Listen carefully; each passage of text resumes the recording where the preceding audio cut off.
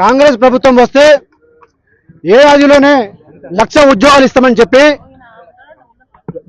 ఒక ఏడాదిలోనే 2 లక్షల ఉద్యోగాలు మేము విడుదల చేస్తామని చెప్పేసి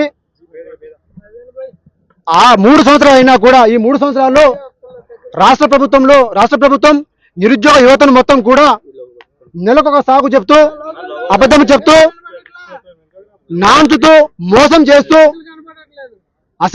అసెంబ్లీ సాక్షిగా జాబ్ క్యాలెండర్ విడుదల చేసి ఆ రోజున నెలకొక నోటిఫికేషన్ వస్తుందని మేము అందరం కూడా ఆశపడ్డాం. అప్పటి నుంచి మొదలు పెడితే 40,000 ఒకసారి అంటారు, 70,000 అంటారు, 30,000 అంటారు. లాస్ట్కి ఎస్ఐపిసి నోటిఫికేషన్ వస్తుంది అని చెప్పి 3 సంవత్సరాల తర్వాత మేము ఇస్తామని చెప్పేసి మీరు అన్నది ఏంది?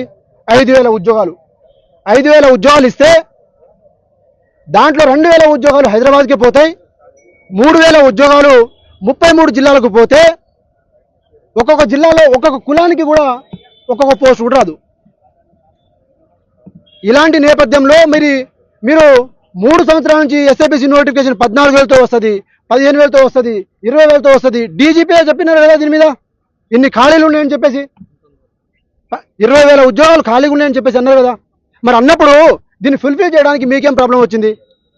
కాబట్టి దీనిని మేము నిరసిస్తూ మా తమ్ముళ్ళు అందరూ కూడా, నిరుద్యోగ పిల్లలందరూ కూడా దిల్సుఖ్ నగర్లో, అశోక్ నగర్లో వర్షంలో తడుస్తూ నిరసన కార్యక్రమం తెలుపుతున్నా కూడా ప్రభుత్వానికి కొంచెం చీమ కొట్టినట్టు కూడా లేదు.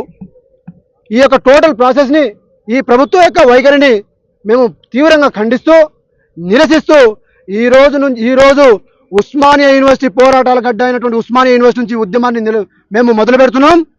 కాస్కో రేవంత్ రెడ్డి, నువ్వు పొరపాటున 5,000 కనుక నోటిఫికేషన్ ఎస్ఐపిసి నోటిఫికేషన్ కనుక వేస్తే రాష్ట్ర ప్రభుత్వం మొత్తం కూడా నిప్పు అంటిస్తాం. మొత్తం లా అండ్ ఆర్డర్ ప్రాబ్లం రేపు రేజ్ అయితే మాత్రం దానికి పూర్తి బాధ్యత నువ్వే వహిస్తావు.